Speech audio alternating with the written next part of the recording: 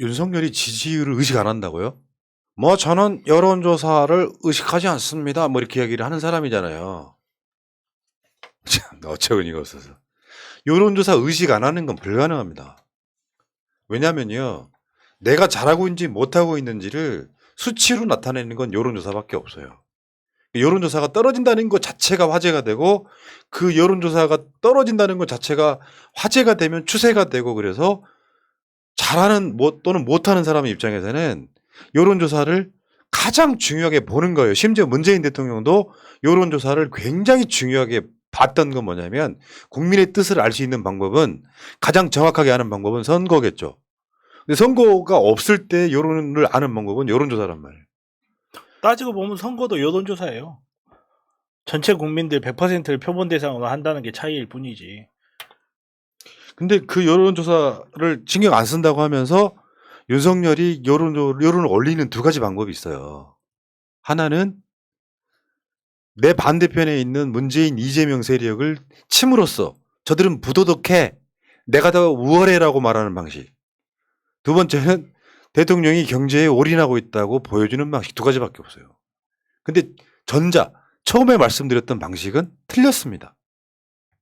왜냐하면 대통령 지지율은 이재명 찍었던 사람들도 윤석열 찍어놓고 걱정 많이 했는데 나름 잘하는 편이래 하면서 약하게나마 지지를 표시해줘야 윤석열이 국정 동력이 생기는 거예요. 여론조사 지지율이 떨어지기 시작하면 그 자체가 화제가 되고 그 여론의 늪에 허덕일 수밖에 없는 거예요. 여론조사를 넘어서는 대통령은 역대급으로 없었습니다. 불가능하다고. 그러니까 윤석열은 뭐 그 말 잘못한 거예요. 망하든 말든 여론에 신경 안 쓴다는 말은 정말 잘못된 거죠. 그래놓고 자기는 여론조사 신경 안 쓴다면서 너 오직 국민만 보고 가겠습니다 하는 거예요. 어느 국민이야? 여론조사가 국민인데. 김건희 애칭이 국민이 아닐까요? 저는 윤석열의 가장 큰 똥볼이 바로 전 정권 흔들기라고 생각합니다.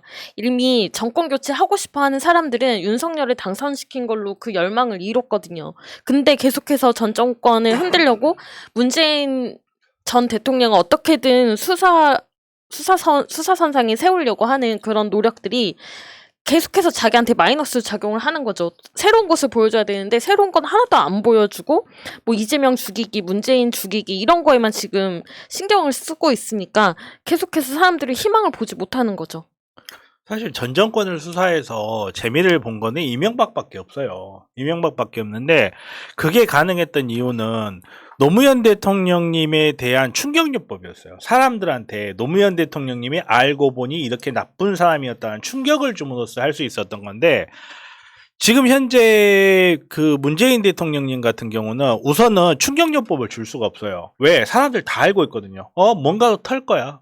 라고 생각하기 때문에 예전에 노무현 대통령님한테 얘네들이 처음 보복 수사를 했을 때와 같은 충격요법을 줄 수가 없고 노무현 대통령님 때는 우리가 이거 뭔지 모르고 검찰이 수사한다니까 수사하나 보다 뇌물 받았다니까 뇌물 받았나 보다 논두렁 시계 이야기 나오고 그렇게 빨려 들어가 버렸었는데 지금은 결코 그렇지 않죠. 오히려 문재인 대통령님을 지지했던 사람들이 더 결집하는 모양으로 나타나 버릴 수밖에 없거든요. 예. 그리고 문재인 대통령님도 보복 수사하지 않았느냐라고 이야기를 하는데 문재인 대통령이 보복 수사한 게 아니죠. 온 국민이 나서서 수사하라고 소리를 쳤기 때문인 거고 그리고 문재인 대통령님 보복 수사한 거 없습니다. 이미 대통령 되기 전에 수사될 거 다 됐었고 그리고 수사는 네가 했어요. 그러니까 네가 했어요. 네가. 요거 저는 100% 실패합니다. 그러니까 검사의 한계가 이런 거예요. 뭐 문재인 이재명 털어서 뭐가 나오면 자기 지지율 올라갈 거라고 생각하는데 성렬이 형 내가 정치 신동으로서 한마디 해드릴게요. 노무현 대통령 때 생각 안 납니까? 노무현 대통령 돌아가신 거 생각 안 납니까? 이명박이 당선되면 노무현 대통령 수사 시작해서 사람을 죽이고 말이야. 그러면 지금 문재인 대통령 수사해가지고 어떻게 수사 대상이 됐다고 치자. 윤석열 지지율 올라갈까요? 대국민 저항운동이 일어나요. 지금 윤석열이 문재인 이재명 수사하는 거는 저항이 커질 뿐이지 지지율에는 아무런 도움이 안 돼. 근데 자살행위야 자살행위. 검사라고 하는 새끼들 생각은 그런 거야. 문재인 정부 털기 지지율 반등 놀이나 같은. 이 마인드 자체를 버리지 않는 이상 윤석열은 성공 못해. 그리고 언론에서 지지율 반등을 위해서 전 정권을 턴다라는 걸 전제로 해서 이미 기사가 나가버리기 시작했어요. 언론이 무슨 의미를 가지고 했는지 모르겠는데 일반 국민들이 이 기사를 본 순간 일반 국민들 머릿속엔 그냥 입력이 되는 거예요. 뭔지는 모르겠지만 문재인 정권에 뭐가 나오나 보다라고 그냥 예상을 해버리는 순간 충격요법이 전혀 안 통합니다. 문재인 정권이 그랬어? 아유 문제가 많았네. 윤석열이 잘하나 보네. 라고 이렇게 이전 박근혜 정권 때의 비리가 나올 때는 청량감이 있었어요. 국민들이 봤을 때. 역시 그럴 거야. 속 시원하다. 이런 청량감이 있었는데 청량감도 없고 충격요법도 없으면 국민들 짜증만 불러일으킵니다. 저것들이 역시 그럴 줄 알았더니 그렇게 간다. 그러면 문재인을 지지했던 마지막까지 40%가 넘었던 그 지지율을 갖고 있었는데 그 사람들이 가만히 있을 것 같습니다. 예. 그러니까 어저께 봉도사 정봉주 의원이 했던 말이 신박했어요. 윤석열 지지를 올리는 방법을 조언을 해줬어. 물론 안 받을 가능성이 높지만 8월 28일 날 민주당 당대표가 뽑혀요. 큰 이변이 없는 한 사실상 100% 이재명 당대표가 됩니다.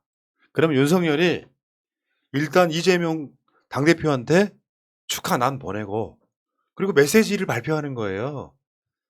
이제 영수회담을 통해서 경제 살릴 방법을 찾아보자. 그러면서 이재명 당대표랑 영수회담을 해요. 그래서 앞으로 대한민국 경제 살리기 하자. 이런 메시지를 내고 있는데 검찰이 이재명 후보 수사하기는 어려워진다. 지금도 그 이야기 이따가 나오겠지만 그렇게 해서 손 내밀지 않으면 윤석열 지지율은 올라갈 수가 없다. 그 메시지가 나와야 된다. 근데 윤석열은 받을 가능성 없다. 이 이야기 핵심 요지가 이런 거였어요. 이런 상황을 만들어야만 윤석열 지지율도 좀 올라가고 이럴 수 있잖아요. 한 몇 개월은 제게 좀 그런가 보다 하는데 윤석열은 그런 게 있어요. 좀 모자란 캐릭터라는 인식이 있는 데다가 그 모자란 캐릭터라는 인식이 있을 때는 난 모자란 캐릭터가 아니에요라고 계속 신박한 스마트함을 보여줘야 돼요. 그래서 그 인식이 벗겨지는 거야. 근데 윤석열은 지금도 모자란 캐릭터라는 걸 그대로 보여주는데 뭐 법대로 뭐 정치 보복 이런 것들이 노골적으로 나오니까 그 상대에 대한 비호감성이 전혀 나아지지가 않고 오히려 더 나빠지고 있거든요. 그런데 경제는 나빠. 그런데 상황들은 다 대부분 다 이래. 그러면 윤석열에 대해서는 앞으로 이게 6개월 지나가고 1년 지나가면 고착화돼 버려요. 아무리 잘해도 욕 처먹는 일만 남아있는 거예요. 딱 5글자면 지지율 엄청 높일 수 있는데 하야하겠습니다. 6글자잖아요. 죄송합니다. 7글자. 제가 하야하겠습니다. 아이고. 그리고 그렇네. 지금 그 국정원이 박지원 서훈 전 국정원장 고발한 사건. 뭘 삭제했다고 그러는데 삭제할 수가 없는 설사 국정원에서 삭제를 한다고 하더라도 그대로 남아있는. 다른 부처에 다 남아 있어요. 그래 박지원이 꽁이냐? 국정원에만 남아있는 거를 혼자 몰래 지워. 지금 대한민국 시스템 그렇게 안 된다고. 몰래 지우면 그 시스템이 그게 내용이 싹 날라가냐고요. 박지원 국정원장이 꽁이냐고. 여기서 지우면 없어지겠지 하고 지우냐고. 이거 이미 한번 써먹고 재미를 보는 수법이라 그래요. 월성원전. 월성원전 공무원들이 공문서 파기했다고 구속까지 당했죠. 근데 재판 과정에서 서버에 남아있는데 뭔 소리야. 이거 나왔잖아요, 지금. 지금 그 재미를 한번 본 거예요. 그렇지. 그리고 이거 또 익숙하게 윤석열이 재미를 톡톡히 본 사건이 있어요. 사법농단 수사할 때 판사들이 자료 지웠다 해서 난리 났던 거 기억나실 거예요. 이게 왜 그러면 자꾸 이거를 써먹느냐. 존재하지 않았는지 모르는 문서인데 그 문서 지웠다라고 해버리면요. 우리나라처럼 유죄 추정의 원칙에서 형사재판이 이루어지는 나라에서는 안 지웠다는 걸 입증해야 되는 형상이 돼버려요. 그럼 힘들어지니까. 입증하기 거의 불가능에 네. 가까워져 버려요. 그러니까 그 박지원 서훈 전 국정원장을 고발을 주도한 자가 국정원 기조실장인 윤석열 마누라 김건희의 주가 조작 사건의 변호사. 뭐 이런 식인 거예요. 그러니까 이준석 비서실장이 사퇴하는데 그 비서실장은 옛날에 윤석열 술친구.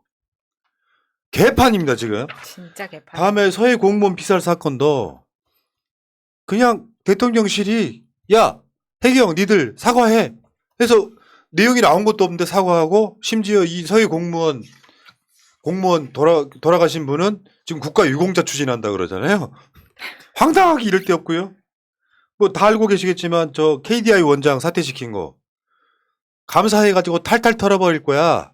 그럼 필연적으로 홍장표 KDI 원장은 수사를 받게 되거든. 끝까지 버티면. 그러니까 나와버리잖아요. 정치보복이에요 이게. 그리고 산업부 블랙리스트 수사 재판을 해봤더니 지워진 건 사실상 없었어. 이런 게 정치보복이라고요. 알면서도 진행하고 모욕 주고 무죄 나오면 2, 3년 지나고.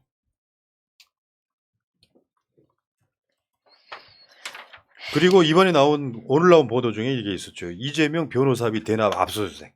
저번에 저 법카 압수수색 한 100군데 넘게 했잖아요. 이것도 압수수색이야. 경찰이나 검찰이, 이번에 검찰이죠. 무력 시위하는 거예요. 우리가 이만큼 권력 있다고. 정치 보복입니다 이게. 변호사비 대납은 그냥 간단하게 보시면 되죠. 이재명 후보가 경기도지사 재직 시절에 그 선거 중에 고발당한 사건들 재산이 얼마나 줄었느냐 그때 다 해명이 됐잖아요. 근데 변호사비 대납했다 그러면서 뭐 쌍방울이나 변호사 사무실 동시에 압수수색했다. 이거 나올 게 없어요 지금. 이거 100% 쇼예요. 변호사비 대납을 했는데 변호사 사무실 왜 수색합니까? 요즘에 뭐 옛날처럼 가방에다가 변호사비 싸가지고 갑니까? 그렇게 누가 돈 내요? 계좌 추적해가지고 돈 나오면 끝인 거예요. 근데 왜 변호사 사무실에 압수수색했을까요? 간단합니다. 계좌 추적했더니 아무것도 안 나온 거예요. 아. 그러니까 나온 건 없고 뭔가는 해야 되겠고 하니까 변호사 사무실을 압색하는 정치적 쇼를 한번 하는 거죠.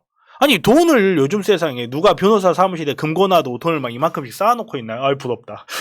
아무튼 결코 그렇지 않고 결국은 돈 따라가면 그것도 쌍방울 같은 데서 대납을 했는데 무슨 현금 찾아가가지고 뭐 해가지고 뭐 안에 CCTV에 돈 주고받는 거 이런 게 남아있겠냐고. 진짜 국민을 개 돼지로 아니까 저런 쇼를 하는 거 아닙니까? 지금까지 검찰의 수사 이런 게 먹혔던 거예요. 그러니까. 지금 이재명 수사하거나 문재인 정부 수사하는 게 노무현 대통령 수사하던 거랑 똑같아요. 증거 없으면 언론 플레이 먼저 하고. 이준석도 그래요. 언론으로 죽여야 되니까. 이런 방식인 거고요. 이번에 그 한덕수가 KDI 원장 사퇴하라고 공개적으로 압박했잖아요. 요거 정권 바뀌면 직권남용 수사 대상이에요. 그렇죠. 똑같죠. 맞아요. 예.